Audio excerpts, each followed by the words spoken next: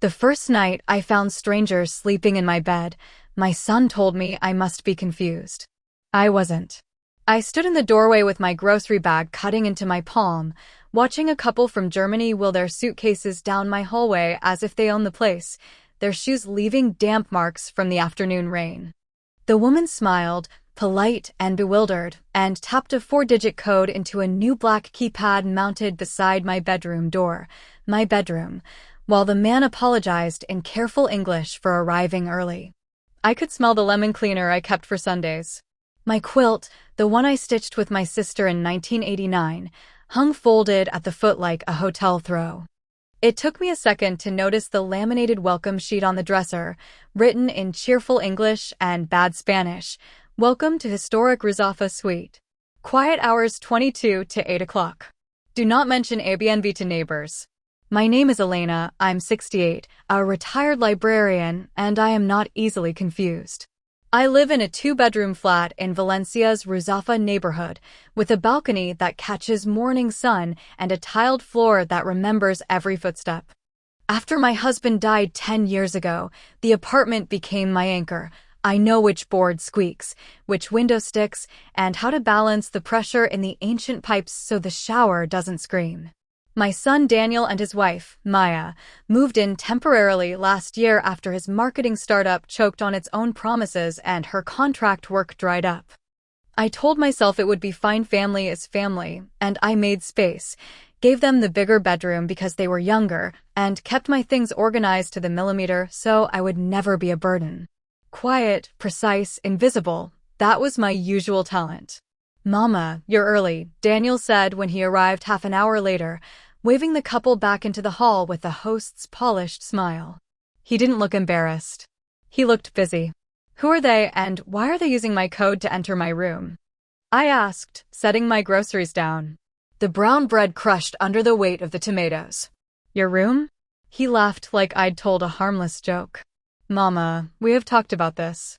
We're monetizing unused space for a few months. It helps with bills." "Unused?" "I sleep there every night except Sundays when I stay with Marta after church." I saw the laminated sheet, and the keypad, and the suitcase tracks on my rug. He took a slow breath, the one he uses when explaining phones to his grandmother, and gestured toward the living room where Maya had set up a softbox and ring light for some client video. "We thought you'd prefer the sofa bed for a while. Less stairs for you, easier for your back. And the tourists love the authenticity," Maya added, not looking up from her laptop. Her nails clicked the keys like a metronome. I felt my cheeks burn the way they used to when a student returned a book with the pages torn and said he'd found it that way. I looked around my own home and saw unfamiliar objects, the keypad, a wire lockbox attached to the rail outside, a basket labeled "guest slippers." The basket label was written in my handwriting. My hands must have made it when I believed I was helping with Maya's consulting, the baskets for a client shoot. I turned to Daniel. "You didn't ask me." "We all live here," he said lightly. "It's a family decision. And you said you hated changing the sheets. This way, we handle it. Less work for you." In the corridor, the German couple hovered. The man leaned forward, uncomfortable. "We can come later," he said softly. "We didn't know." "It's not your fault," I told him, and held his gaze a moment longer than strictly polite. He looked relieved at being seen as a person instead of a problem. The neighbor's door opened. Carmela, the portera who has watched me carry groceries and grief for a decade, stepped out with her keys still in her hand. Her eyes flicked from the suitcase to the keypad to my face. "Todo bien, Elenita? All good?" "Perfect," I said, because I knew how gossip works in this building and I didn't need the entire street choosing sides while my heart was still beating too fast. That night I slept on the sofa under my own wedding quilt as laughter drifted through my bedroom door. I kept my eyes open and counted the seconds between bursts of water in the guest shower, imagining steam curling over my mirror, their towels on my hooks, their toothbrushes in the jar where my husband's had lived for 37 years. At 3 a.m., I padded to the kitchen for water and found the laminated instructions by the kettle. "Please leave tips in the blue jar, host, Danny and May." The next morning, when Daniel went to the co-working space and Maya left with her camera bag, Carmela knocked and handed me a folded sheet of paper. I unfolded it and stared at a screenshot of a listing. My dresser. My quilt. Historic Razafa suite indeed. A block of reviews praised the sweet grandma who sometimes says hola. Under host payout, a name I didn't recognize. Not Daniel. Not Maya. Someone else. Carmela whispered, almost apologetic, they stuck the code box without a community vote. People are angry. A letter went around. I think you should see this. Which is how I learned my home had been a business for months, and the payouts weren't even going where I thought. I pressed the paper flat with my palms. My hands had finally stopped shaking. If this was a family decision, I decided to become the family's accountant. And right then, the buzzer rang again, and I heard suitcases bumping up the stairs. It didn't stay quiet. Word travels in these buildings faster than water through old pipes. At the grocery store, the woman behind me in line, who wears perfume like a curtain and has never smiled at anyone, murmured, "Airbnbs ruin everything," just loud enough for me to hear. On the building WhatsApp group, someone posted a photo of a beer bottle in our stairwell and asked, with a photo of a tourist emoji, if certain neighbors had lost control.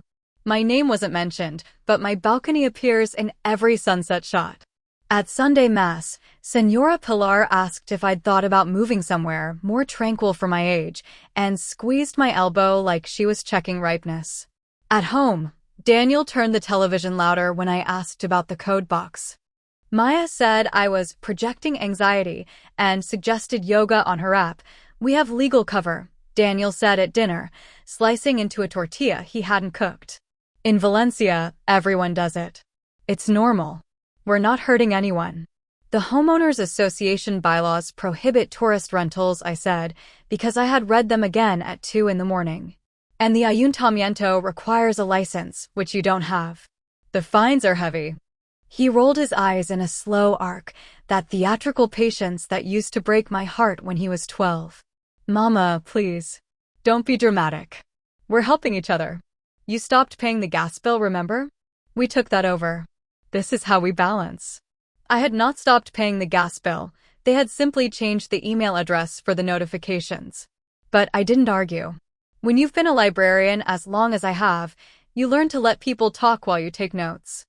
I folded my napkin and slid it onto my lap, listening to the house, the washing machine turning, the tiny scrape of a key in the lockbox outside, the soft click of a camera shutter from Maya's workstation as she edited client content.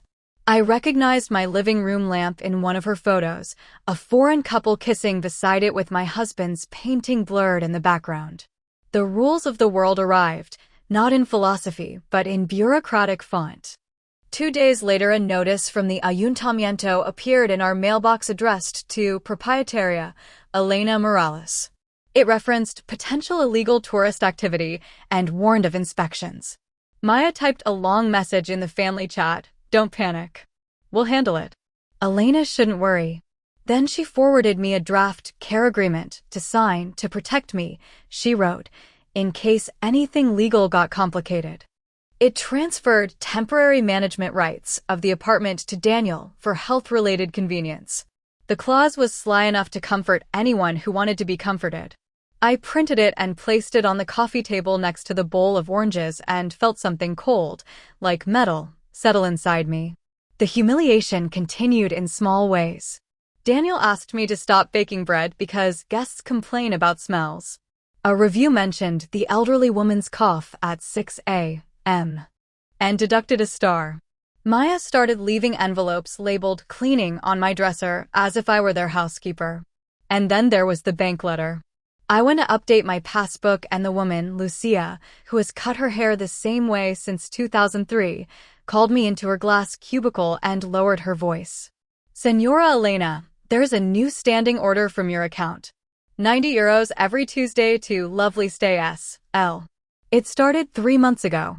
You authorized it online." I did not. I do not authorize anything online except to renew library memberships. Lucia turned her screen slightly toward me. "The authorization used your email. but the phone number is different by one digit at the end. It's similar to your son's. She hesitated, then added, as if she was stepping off a ledge, "We can freeze it if you declare it a mistake." I stared at the numbers and thought of the basket labeled guest slippers. Quiet strength is not a virtue, it's a tool. I nodded. Freeze it. Print everything. When I got home, Daniel greeted me with a bright, off-key cheerfulness that made my teeth ache. "Mama, you left the windows open." The guests caught a chill. "They'll be warmer tonight," I said, setting my folder down without hurry. I'd phoned the militia local from the corner of the bank. Not a big operatic gesture, just a citizen's call about a suspected illegal tourist rental. The officer had been polite, almost bored. But he wrote down our address. Rules are rules, and our building had written them itself. That night I slept on the sofa again, under my quilt, listening for sirens. They didn't come. Instead, just after midnight, I heard the lockbox click open and two women giggle in the stairwell. One of them shushed the other, and they tiptoed into my room, past my wedding photo, past the cross above the headboard, past the small red scar on the floor where Daniel dropped a screwdriver when he was 8. The humiliation rested on my chest like a cat. I turned onto my side and watched the city lights spider across the ceiling. And in the morning, a letter slid under my door from the Homeowners Association calling an urgent meeting. I picked it up and felt my throat go dry. A public meeting meant witnesses. Witnesses meant evidence. If they pushed me, I'd push back. But the letter also meant another thing. Daniel would find out he wasn't just provoking me. He was provoking Valencia. I made tea, added honey to calm the tremor in my hands, and realized the care agreement was no longer on the coffee table. Someone had moved it. Or taken it entirely. I didn't sleep that night. Quiet apartments have their own kind of roaring. I lay watching headlights drift across the ceiling and repeated to myself the sentence that has saved me from many foolish decisions. If you cannot outlast. Around 3, something inside me settled. I was no longer deciding whether to act. I was deciding how to act intelligently in a city where paper speaks louder than anger. "This won't go on any longer," I said out loud in the kitchen, and the old kettle whistled as if answering. I began with the simplest trap, my supposed weakness. I called the municipal social services and explained I was a widow, sometimes unsteady on the stairs, currently sleeping on a sofa because my family had organized my bedroom. The social worker, a woman named Nuria with a round, tired face and the focused kindness of people who have to choose daily whom to help first, visited the next afternoon.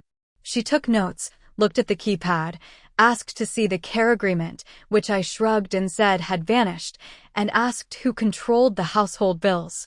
I did not embellish. I didn't need to. The kettle and the keypad did the storytelling.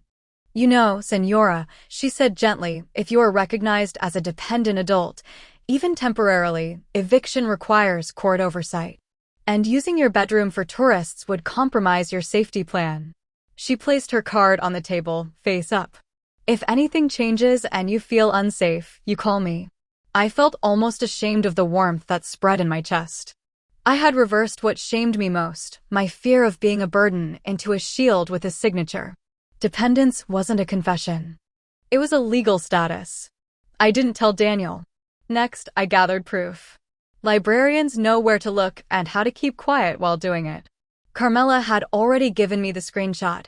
She now introduced me to her niece Anna, who cleaned for half the building and sometimes for lovely stay S.L. on the side.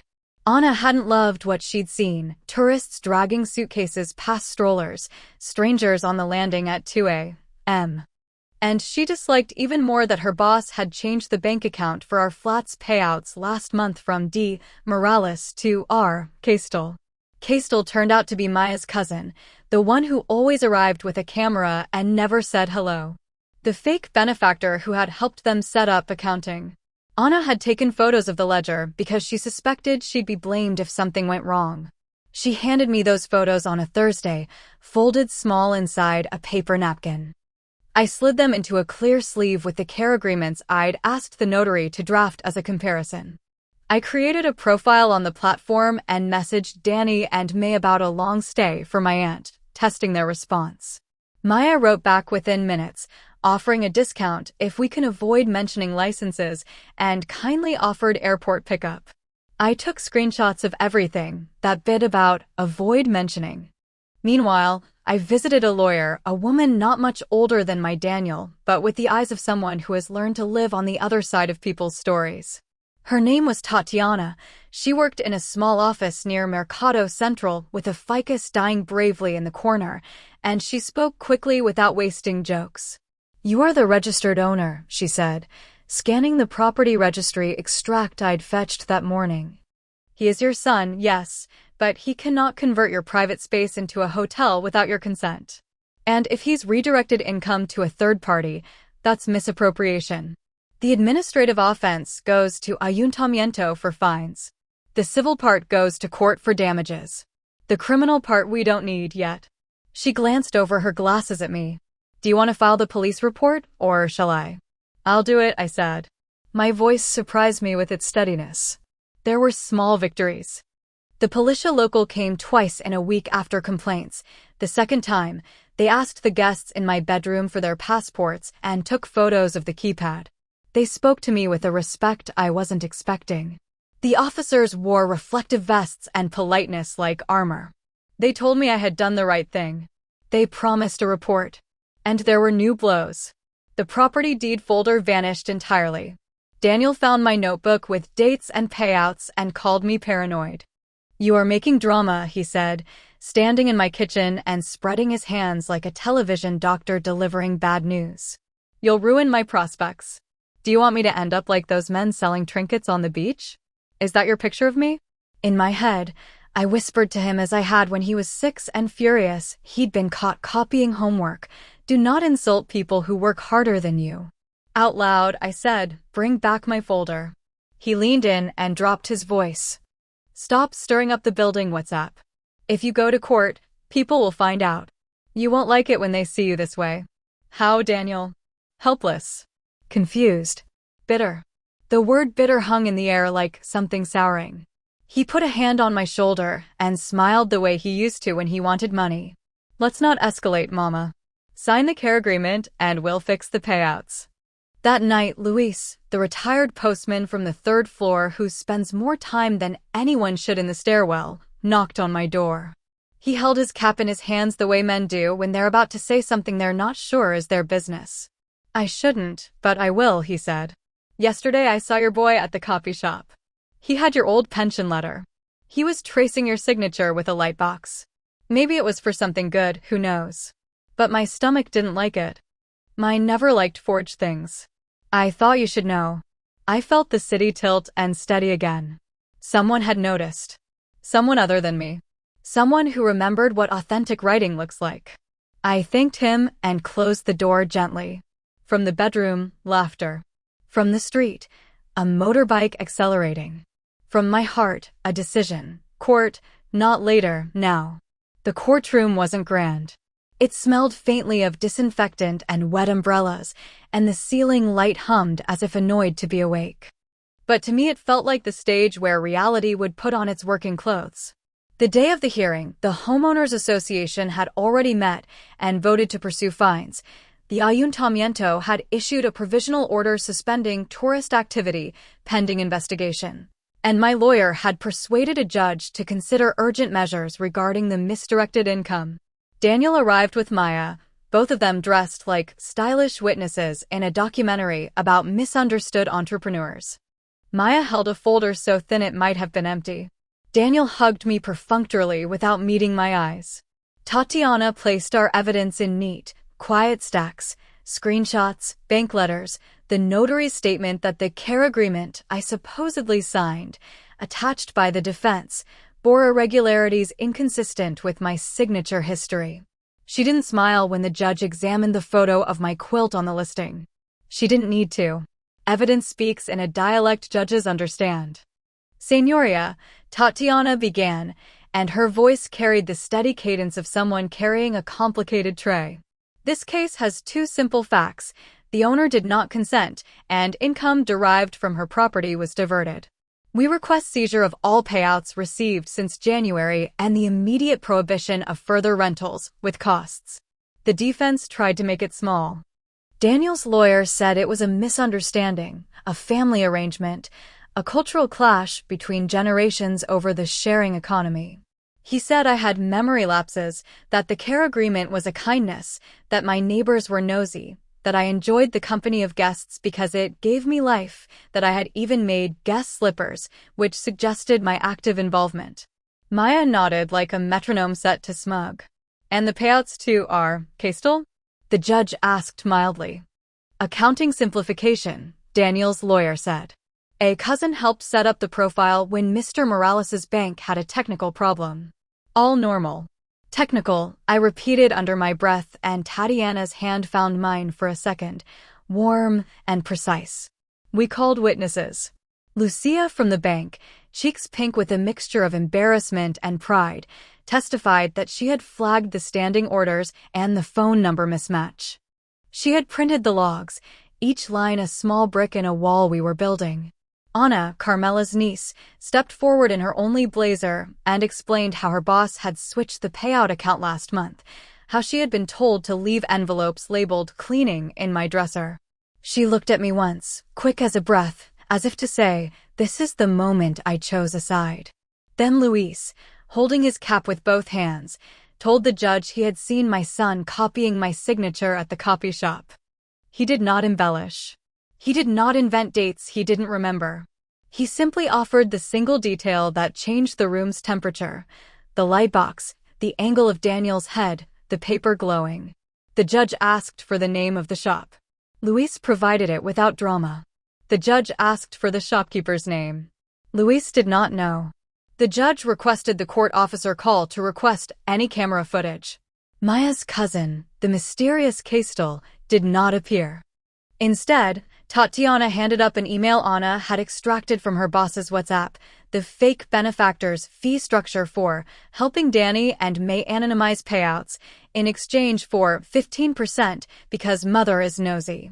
It would have been funny if it hadn't been my life. And then came the silent ally I had not expected. As the judge wrote something with a fountain pen, a young woman in a gray suit slipped in and sat behind us. She leaned forward at the break and introduced herself as an intern in the Ayuntamiento's licensing office. She had heard my case mentioned in the hallway, recognized the address because her aunt lives on the second floor, and brought a fresh letter, the city's inspection report, completed an hour earlier, concluding illegal tourist activity, with photographs of the keypad and a statement that the elderly owner had not granted permission. Tatiana lifted her eyebrows very slightly, the lawyer equivalent of fireworks. The judge reconvened. He summarized without drama. He referenced the municipal report, the bank logs, the screenshots, the WhatsApp, the testimony about the signature. He noted the social worker's filed note regarding my dependent status and the risk to my safety created by strangers occupying my sleeping space. He said the words I had imagined at 3 a.m. On my sofa, the court orders the immediate cessation of rental activity and the seizure of all rental income received since January to be paid into the account of the owner, Dona Elena Morales, as provisional restitution, pending final resolution. Daniel turned gray in a way I had never seen on his face, as if someone had pulled a plug and drained all color. Maya's mouth opened, then closed, then opened again.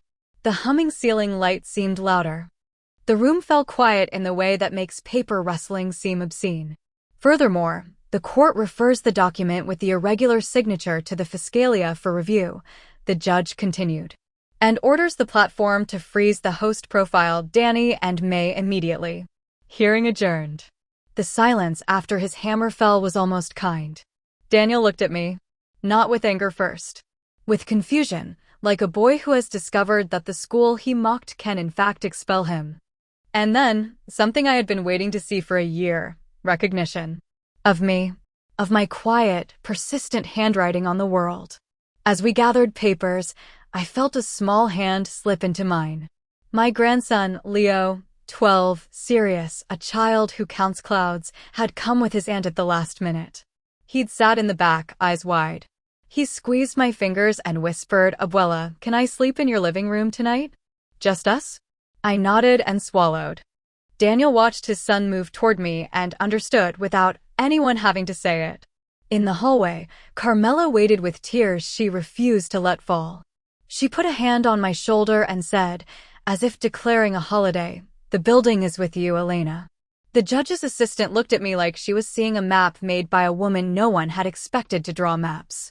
And out of the corner of my eye, I saw Lucia from the bank take a breath like she'd set down a heavy box. The last thing I saw before the door closed was Maya scrolling furiously on her phone, only to stare at a screen that had just displayed, "Host account suspended." The ring light at home I knew wouldn't fix this shot. The money didn't fall from the sky, it slid over in careful tranches as the platform dutifully complied with the court's order, as if it were moving coins from one jar to another on my kitchen table. It wasn't a fortune, but it was months of my son's secrecy made visible on a bank statement with my name. The ayuntamiento's fine went to Daniel and Maya, not me. He called me with angry reasoning, then with pleading, then with something near to apology that stumbled over his pride and fell. I listened. I did not invite him back. The city made them remove the keypad and the lockbox. Carmela kept the screws in a jar like trophies and watered her plants with more zeal than usual. I took my bedroom back. The first night I slept there again, my own breathing sounded like a song I hadn't heard since I was a girl.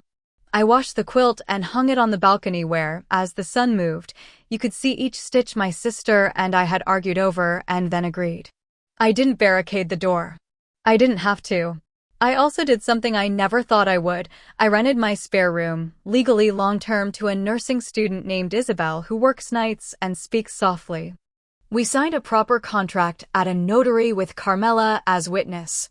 She pays on time, leaves her shoes by the door, takes the garbage out without being asked. She calls me Dona Elena for now. She will call me Elena by spring. On Sundays after church, we eat tortilla and talk about pharmacology and the value of sleep. Daniel found a job he doesn't like to say out loud, selling appliances at a big box store, but it's decent work. He has not forgiven me, not entirely. I have not asked him to. Forgiveness is not a turnstile you can walk through with a ticket you printed at home. He knows now that if he brings any paper to my table, I will read it, and if a number doesn't add, I will ask why. He visits Leo at his aunt's and sometimes takes him to the park below my balcony. When they pass, Leo looks up and waves. That is enough light for now. I joined a weekly workshop at the library teaching older neighbors to use banking apps and spot helpful family arrangements that mostly help the wrong people. Lucia from the bank gave a presentation about standing orders. Nuria from social services came once and explained the protections that exist if we are brave enough to say, aloud, that sometimes we need them. Luis came and sat in the back and nodded at every mention of signatures. We all laughed when Carmela held up the lockbox screws like a fisherman showing yesterday's catch. If you asked me for a lesson, I wouldn't give you a proverb. I'd hand you a folder with tabs, neighbors, bank, social worker, lawyer, screenshots. I'd say, make them look at the quilt. Make them say your name. And when your own heart tells you to stop apologizing for occupying space inside your life, listen to it like a judge listens to a fact. Some nights I still wake at 3 a.m. Out of habit, the way we all wake at the hour when the worst things have happened. I listen. The apartment breathes. The city hums like a heavy cat. If a motorbike shouts down the street, I smile and turn my pillow over to the cool side. On the dresser sits a small blue jar. It used to say tips. I peeled the label and wrote a new one in my careful librarian's hand, keys. It holds only what belongs to me. And some mornings, when the light hits the balcony just right, I think about the young woman from the ayuntamiento walking into that courtroom with a piece of paper that changed the sound of my son's voice, and I ask myself quietly, almost as a prayer, who watched out for her today?